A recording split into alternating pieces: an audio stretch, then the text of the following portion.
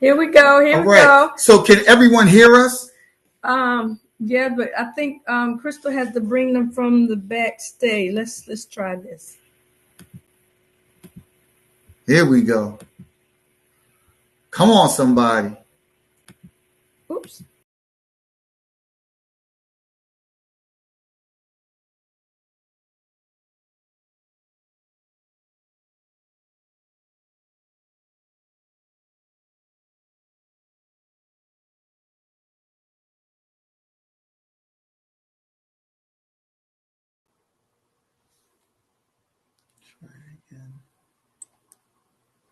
Oh, there we go. Mm-hmm.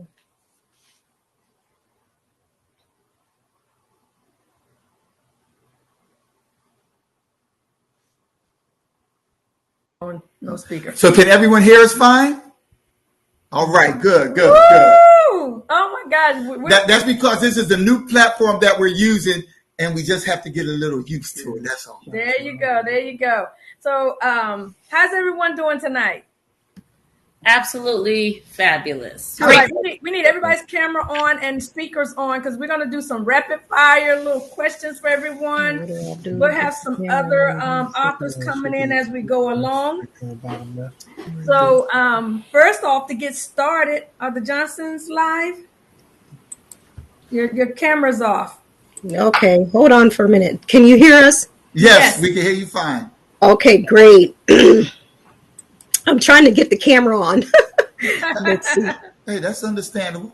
I totally understand. Seems like it's not working. Do you see the camera at the bottom of the screen? Oh, there you go. Wonder why it split us up like that. That's weird. I think the fourth person left, so it changed the view. It changed the view. Oh, yeah, they got to come back in. It's only three, and when they come back in, it'll be four on the screen. Yeah. There we go. There we go. All right, so you guys, we're going to just start off with something easy. Yeah. So just tell us your name, how many years married, and where you're tuning in from. And we're going to go go around. You're on mute again, and your camera's off. So we're just going to go around clockwise. So the first one will be Lewis and Tanya Bailey. Okay. Hey, everyone. Hello. So, my name is Lewis Bailey. I'm Tanya. And we've been married 34 years. Woo! Oh, I'm sorry. And I am originally from Illinois, Champaign, Illinois.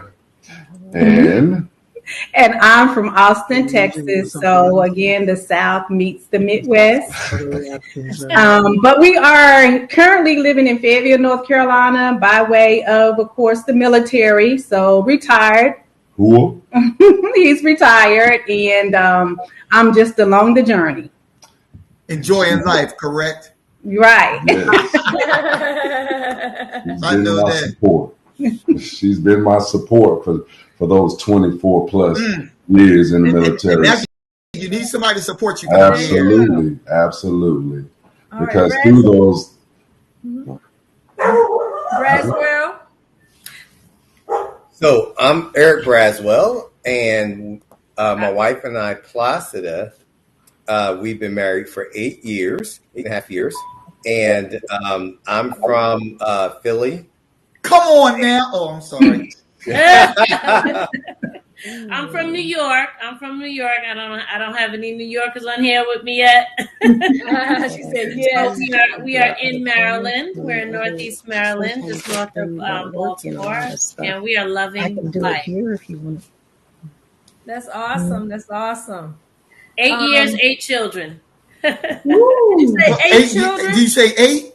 I said 8. Yep. Yes. In 8 years? No, yeah, well, that would be no TV at all. But no, we're a blended family. So, no work. I said, bring your booze to the party. So we brought our booze to the party. Come on now. There you I go. brought 5, he brought 3, and we are. Yes, I heard it. Mm-hmm. Yeah. Mm-hmm. All right, so the Johnsons, you got it together yet? We can hear you, Johnsons. We just can't see you. Do you see the video camera down at the bottom left?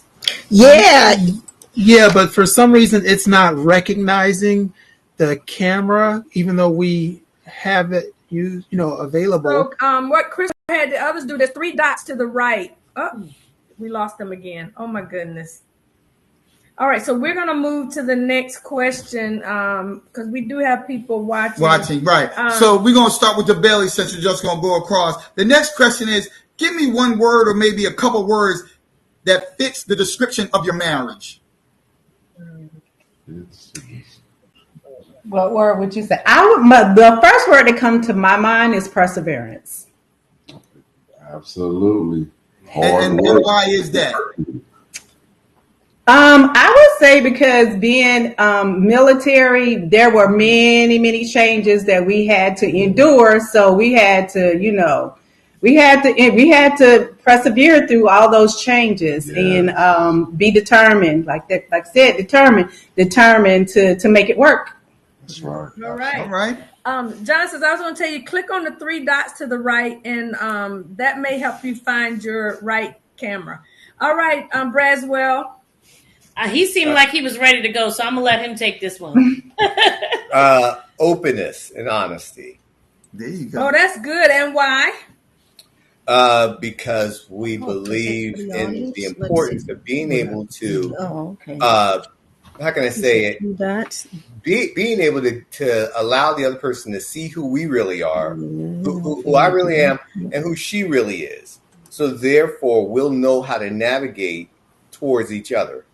That's Openness and honesty has kept us very safe, right? Because we have created safe spaces for each other to be open and honest. And I agree with that. And you know what? That's good, Eric, because Cynthia and I, when we talk about open and honest, it allows you to be transparent. And that's something you said, that when you're open, it allows you to see the other person's point of view and allows you to be transparent with each other. Yeah. And I love that because when you're transparent, there's nowhere to hide. Everything is out on the table.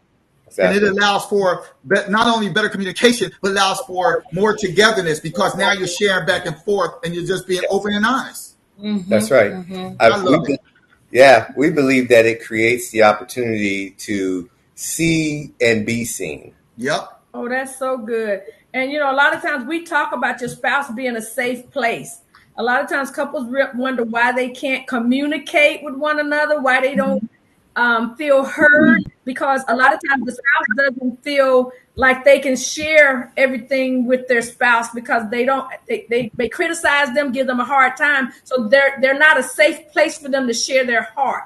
So exactly, openness and honesty is really, really, really good. So we like that. And I want to go back to the Baileys for a minute. When they said perseverance, that is so good because, and this is just, I'm going to give you a little bit from me. I was in the military also, and I was at Pope Air Force Base, which is in Fayetteville. That's how I met Cynthia. But I was previously married, and we didn't persevere through that first marriage because of the military. So I commend you for that perseverance because all those years in the military, it does take a toll, especially on the wife. Let's be honest. Picking up your family and moving all the time. I commend you for that, and perseverance is a good one. Thank you. It's a good one. So now we got somebody, the Turners. How y'all doing, Turners? Hey, Turner's in the house. Hello. We are good. We were backstage waiting for y'all to bring us on, and then something to say y'all not on stage. And I was like, okay, Turner. So we're gonna go to you. The first question was, to say we're not on stage. Look, you're on stage now. Well, coming to the stage. Let me just say, coming to the stage now is the Turners. Jason and Rhonda Turner, they coming to the stage, y'all. Our program manager I believe is still backstage helping everybody come on stage. I don't see her name anymore, so I'm not sure how to tell if she's still there. Kristen's there. Oh, okay. So Turners, the first question was, introduce yourselves, give us your names, how many years you were married, and the city and state where you're from. Or where you're currently located. Okay. Well, I'm Jason Turner. I'm originally from Deerfield Beach, Florida. This is my wife, Rhonda Turner. She's originally from Vero Beach, Florida, a little small town called Gifford. I don't know where that is. Little Gifford, Florida. She tried to hide that little town. I'm from Vero, you from Gifford. That's where you from. But we both reside in Palm Beach County, Delray Beach, Florida. We've been married 24 years. Excellent. We have a bunch of kids. I hear you. Yeah, you know, they don't go through that. We have a bunch of kids. And we're just doing our thing. Right. So Turner's who are on here, they have 8 kids. So they feel you. Oh, we do. Oh, okay. The Braswells have 8 kids. Yeah. Yes, we feel you. They wanted to see our picture, but we have our Turner's the second question was that's there already. Johnson, we can hear you. You want to turn your mic off right quick until you get set up? Hit your mute button, please, till you get set up. Okay. Yeah, we were still working on the video, but if you want us to just there you go. We can see you now. Oh, they can see us now, Kristen. Thank you. All right, so we're still going to ask the Turners the second question. Mm-hmm. So Turners, this next question was, give one word or a couple words that describes your marriage, and maybe why. I said patience.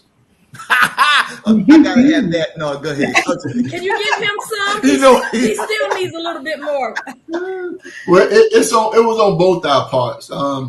You know, getting into this in our relationship young, we both came with some baggage or some things that, you know, we were still dealing with and working through, and so we had to be patient with, you know, probably more her than me, because you know us men folk, we take a while to come to the table and do right. So, you know, the patience was the one thing that I would say was really prevalent in our relationship, and it still is.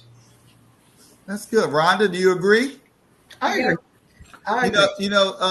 Jason, Johnson, we lost you. Turn your camera Jason, back that's on. so good, because there you go. We talk about patience all the time, and we talk about baggage. It's like carrying a trash bag, and as you go through life, you're putting stuff in the trash bag, all your life experiences.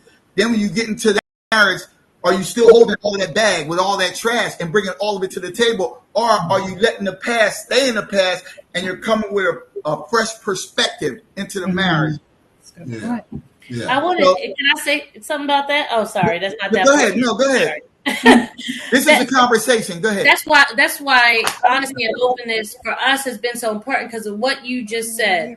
Because if you can actually trigger your spouse by not being honest and open, and you know, they may think you up to something and you're not up to nothing at all, but it's just that you need that honesty and that openness so that they do not worry about what all those things that happen in their past, that's right. No longer a concern.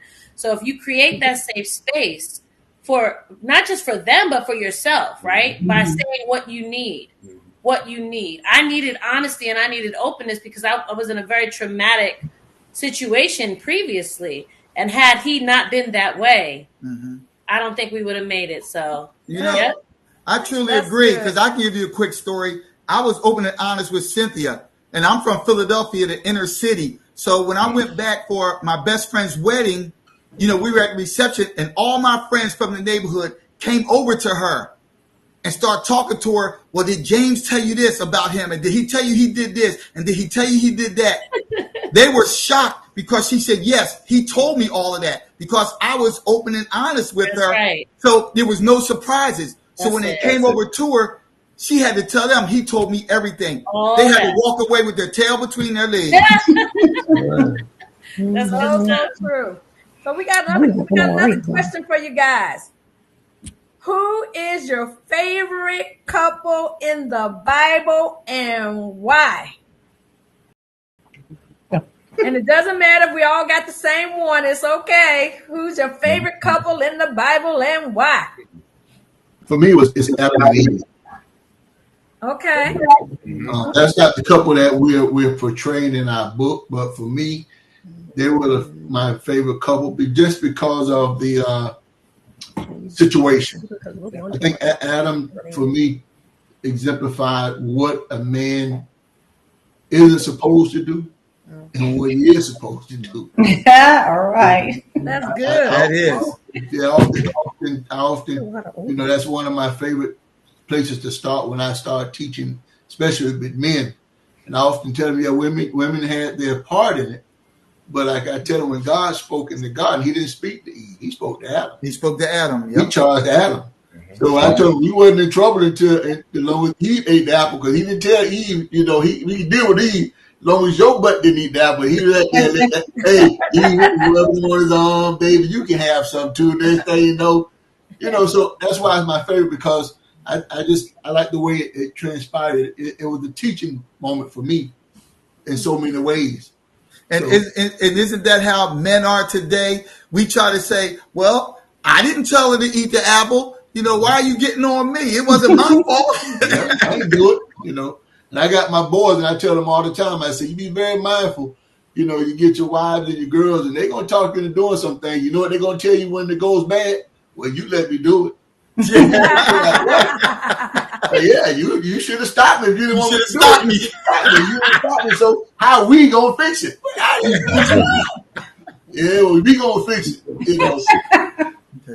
And that's what I like I said, when I teach from it, because even him being in his place, if you think about it, he in the garden the whole time. If he had been in his place, he would have saw what Eve was up to.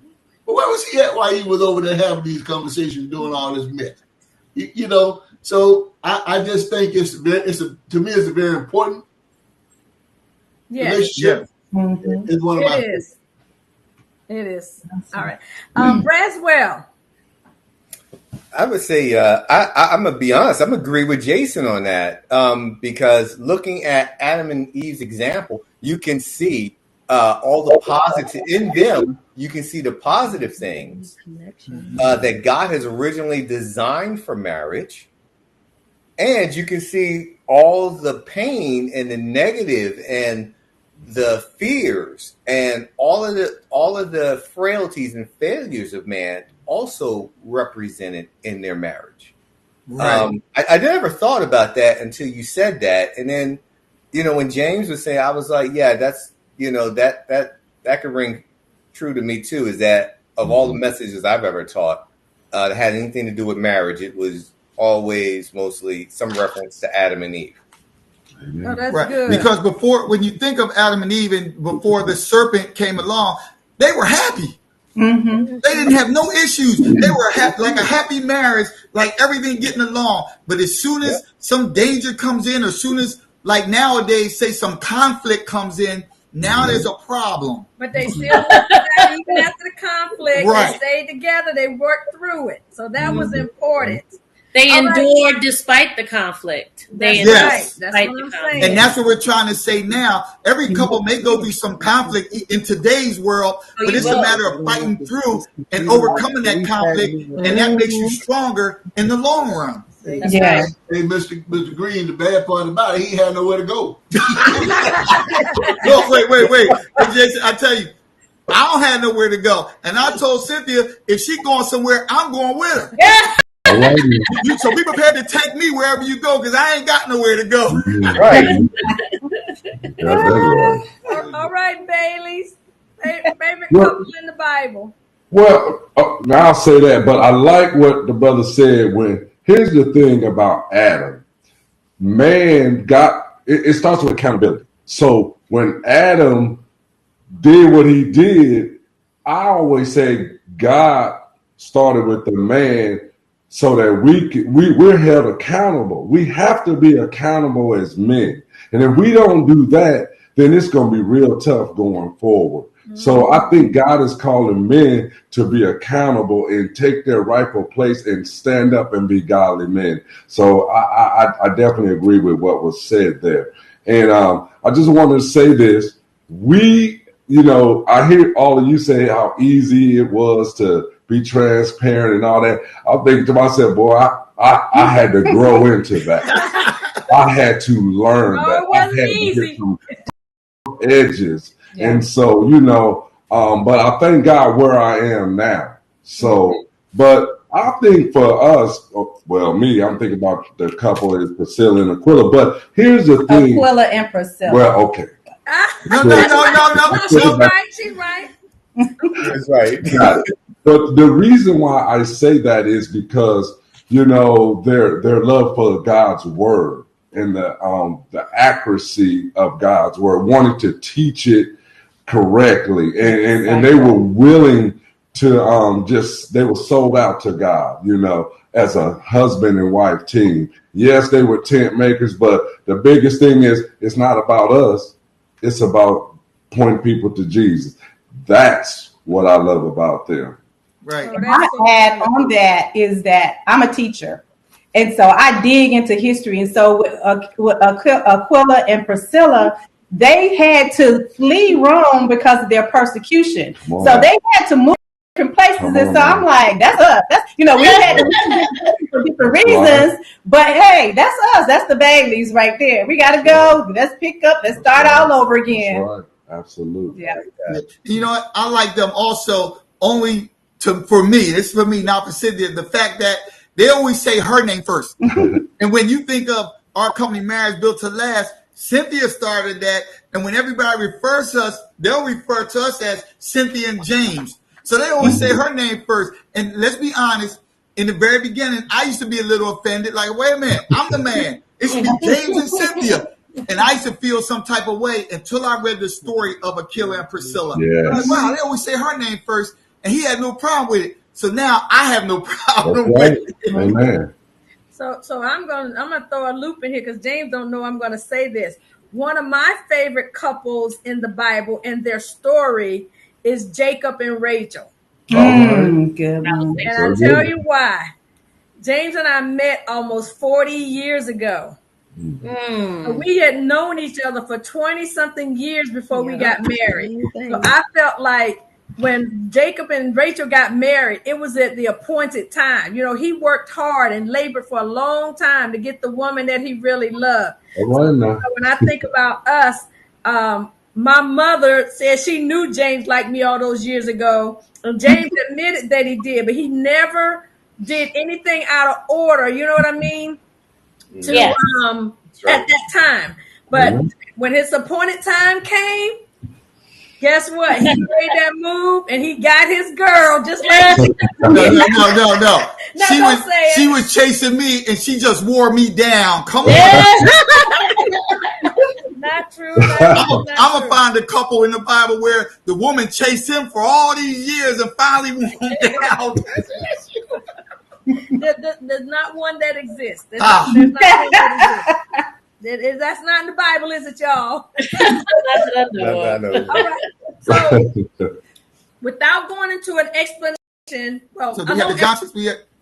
We keep losing them. I'm not sure why they keep leaving. I'm hoping Crystal will help them. I know she's trying to help them. I'm sure she is. But maybe their internet is going in and out. All right. So this question, we want you to finish this statement. And remember, we got to give everybody a chance. So in one sentence, finish this statement. The biggest, and we don't want you to tell your story in the book. We're just giving them a little tip. The biggest challenge we went through in our marriage is. You want us to go first? You want us to let you think about it and let us go first? What you going to say? Blended family. Blended family. I was going to say the same thing. Was blending our families. Oh my goodness! Because this is Cynthia and I. No. We got to do it in one sentence. Oh, okay. So let her go. I talk too much. The biggest challenge that we went through in our marriage is blending our family because I had older kids. And his kids was not in the home, and the kids, looked to me as mommy and him as the other guy, and so they didn't understand the new normal of our household and what marriage stood for. So we had to explain to them how marriage works. That the husband comes first. Doesn't mean mommy don't put you guys as priorities, but we had to. It took a while to get that straightened out. And let's be honest. They didn't look at me as the other guy. They looked at me as he's just a man that married my mother. All family. Yeah. We worked it out. You gonna answer me? So we're gonna go. Next? No, who's next? Yeah. Who's ready to go? Communication. The Baileys. The biggest challenge you went through in your marriage is communication, and why?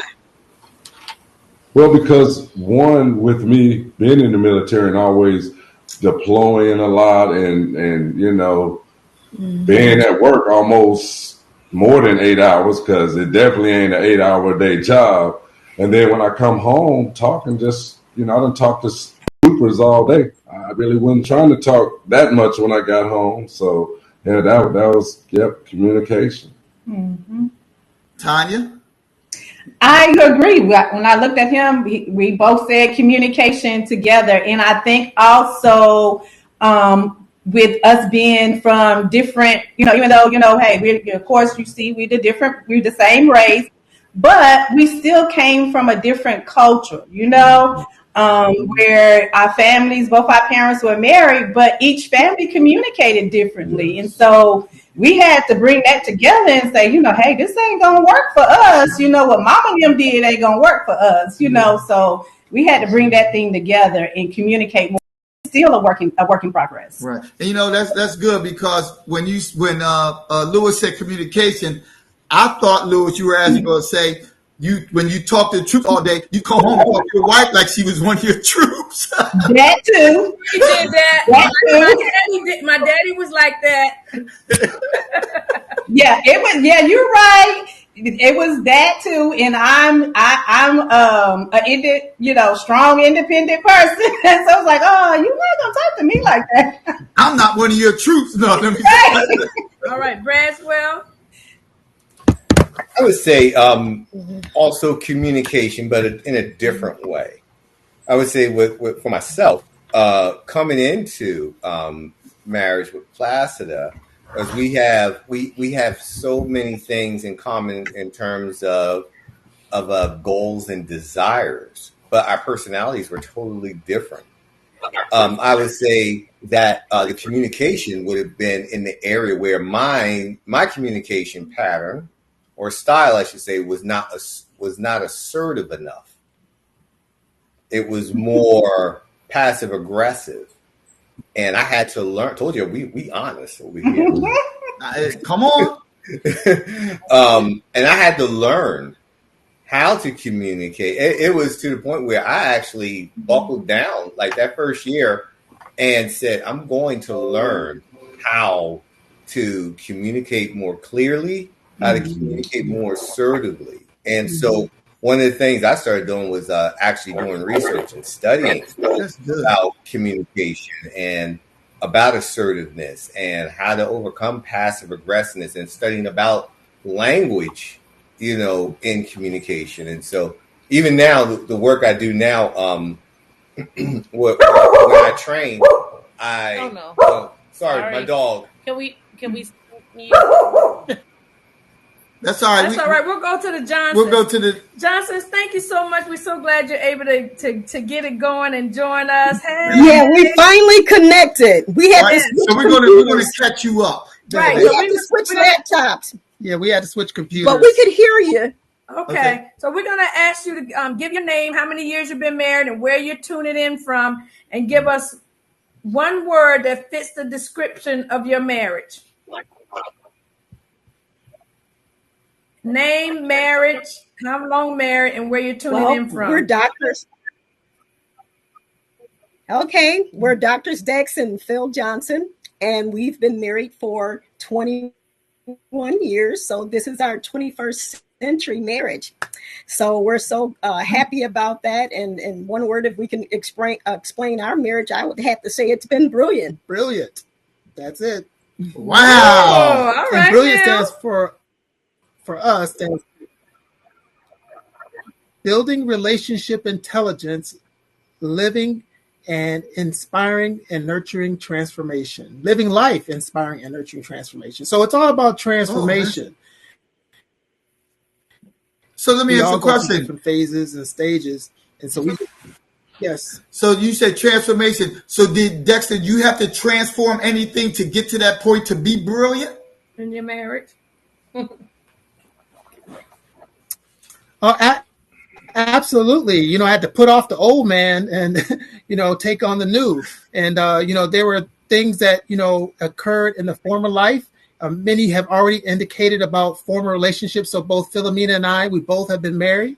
And so in terms of being able to learn from the previous relationship and saying that want to be able to be dedicated to having a successful, healthy marriage, you know, a relationship going forward. And one of the things that we did, we had said that not only we were for ourselves going to commit to a healthy relationship and marriage, but we were going to help others. And so we did not make it selfish, but we actually, you know, became selfless when it came to relationships and marriage.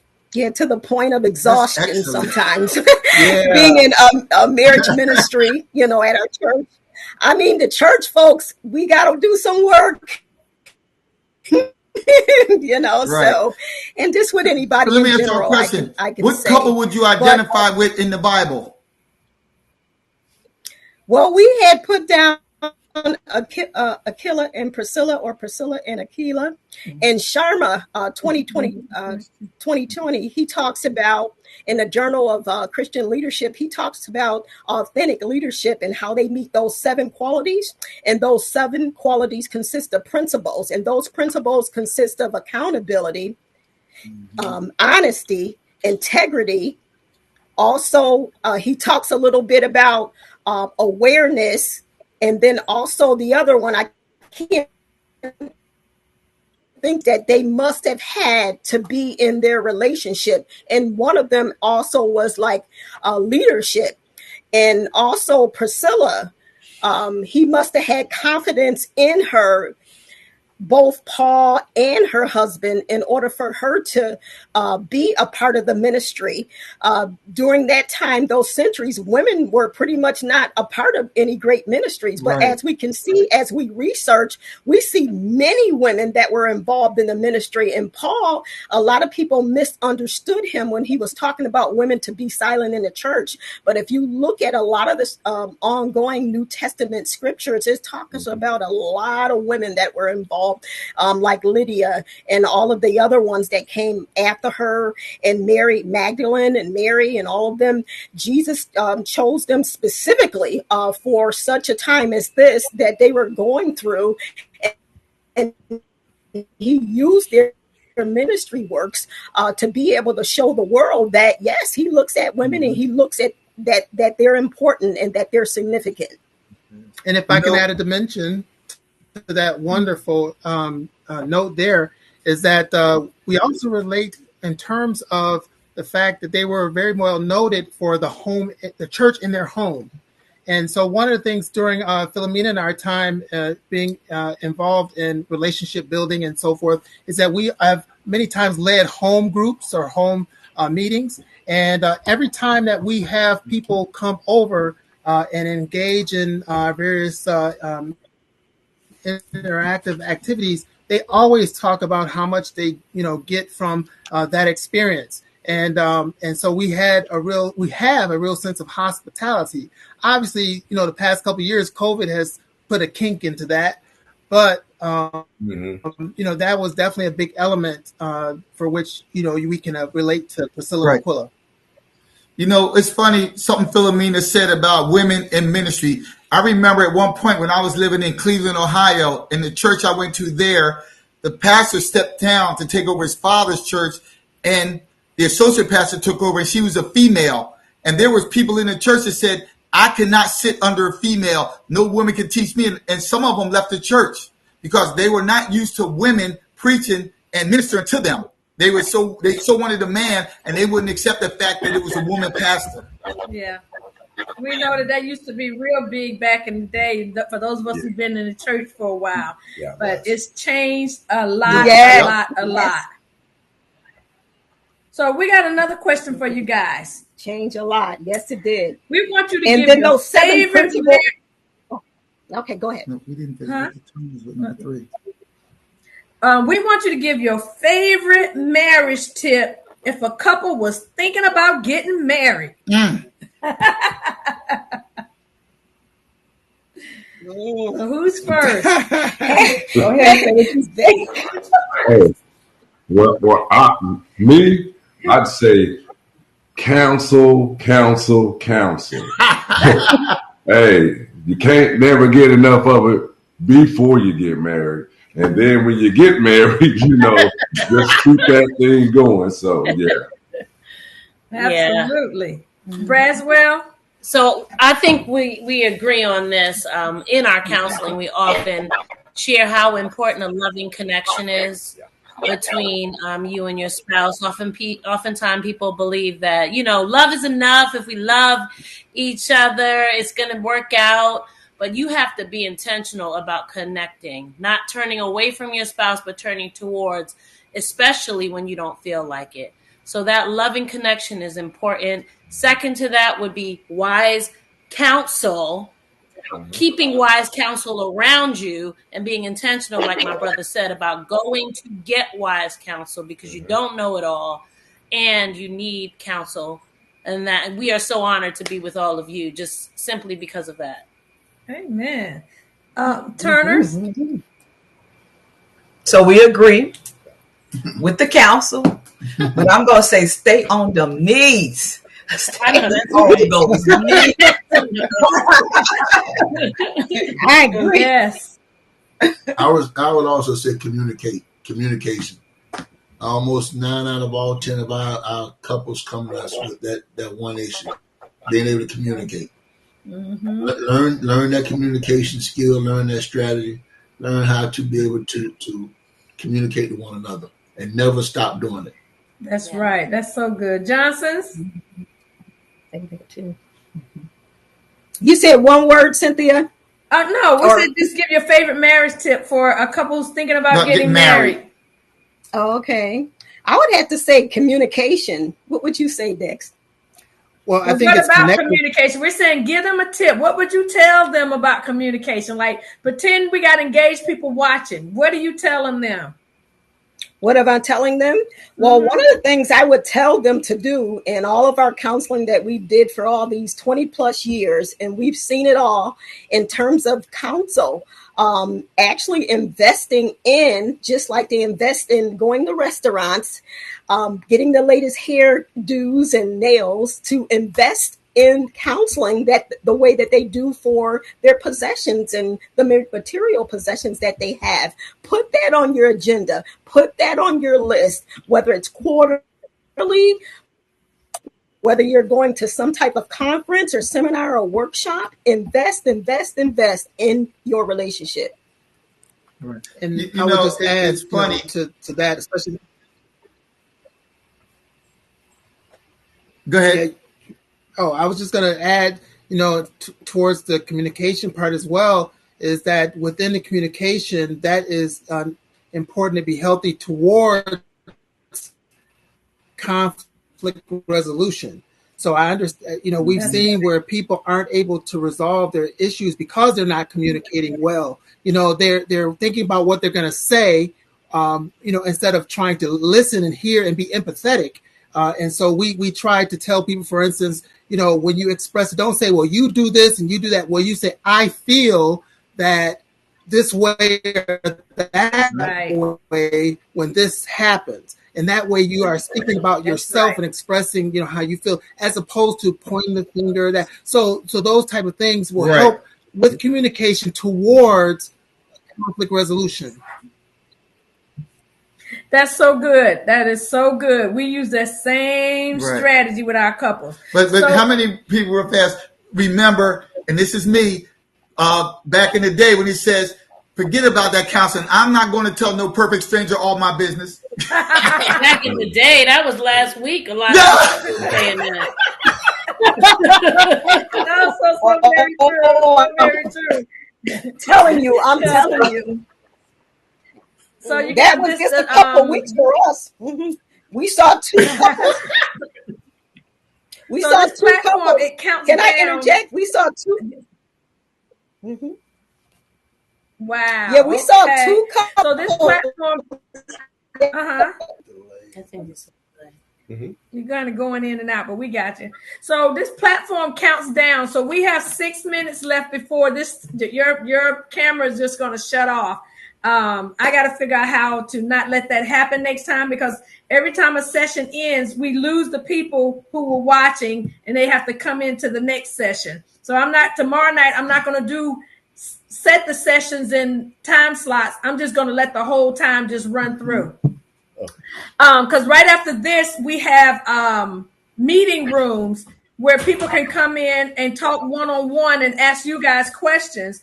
But most of the people, I believe, are on Facebook because there is a challenge getting into this platform. Because I was on the phone trying to help someone get in, and I never was able to help them get in. So this platform, I like it because it offers a lot, but it's a challenge having to sign up and do all the different things to get in. All right, so for the last 5 minutes, each got a minute to share about everybody pretty much on here either has a business or a ministry. So share your business, your ministry, what you do, and tell people how they can find you. We're going to go, you guys first, the Baileys. Go ahead, Baileys. You're on mute, Tanya. Sorry. Okay. So I have a business, and my business is Hope on Purpose Empowerment Services, soon to add Empowerment and Counseling Services. And so as a licensed clinical social worker, I provide mental health counseling and spiritual counseling. And so Lewis and I are now starting to do prepared and enrichment for premarital counseling. We don't want to do the full couples that are already married, but we feel compelled to reach out to those for premarital counseling. And so that's my business. That's what I'm doing, and adding some more things. That's going to be a whole family thing. I have an older daughter. We have an older daughter who's a social worker, and she's in the master program. So it's going to be a family thing. They don't know it, but it will be. Amen. Everybody got 1 minute, honey. It's going to shut off. Braswell. So Braz Wellness Group is a coaching and training firm that both Eric and I partner in. We have a background in mental health, substance abuse, recovery, ministry. He has over 30 years as a minister. He went, he got a little young on him. I got about 20 years in ministry. And we range the full gamut. His full-time gig is as a trainer, family strengthening trainer. So we focus on skills that couples need to endure, not just before the marriage, but all the way through that process. And then we specialize in crisis management. Awesome. Johnson's. All right. Oh, sorry. We're FIDEX Enterprises, and I'm the Chief Executive Officer, and Dexter, the Chief Operations Officer. And what we do, we're educational in science and technical and engineering and mathematics association as well. So we do a gamut of multi-facet consulting. And also we added the brilliant component years after that. And so that's why we're doing what we're doing. And we participate in marriage consulting. All right. Turners. Okay, we have a nonprofit called For Knowledge is Power. One is we take youth around the world to see college and historical tours so they can know where they come from. Wow. And we also have HBCU. I have my degree in mental health, marriage, and family. We were certified in prepare, enrich, and couples communication and life coach. We do have a counseling called Turner's Counseling, and that's turnercounseling.com. And I also have we do marriage seminars, conference. We're getting ready to award couples in their marriage. And I also do a group called Black Women Business Connect that I'm growing, and is getting ready to expand across the world, where the Black women's coming together, showing all their business and networking. Did I miss anything? Got it all. All right. So you guys, we got 15 seconds. We want to thank all of our brilliant authors, amazing authors, thought leaders, relationship leaders, dynamic couples for coming on. And you guys, I'm going to put the link in our group and jump back on so you can go into the breakout rooms.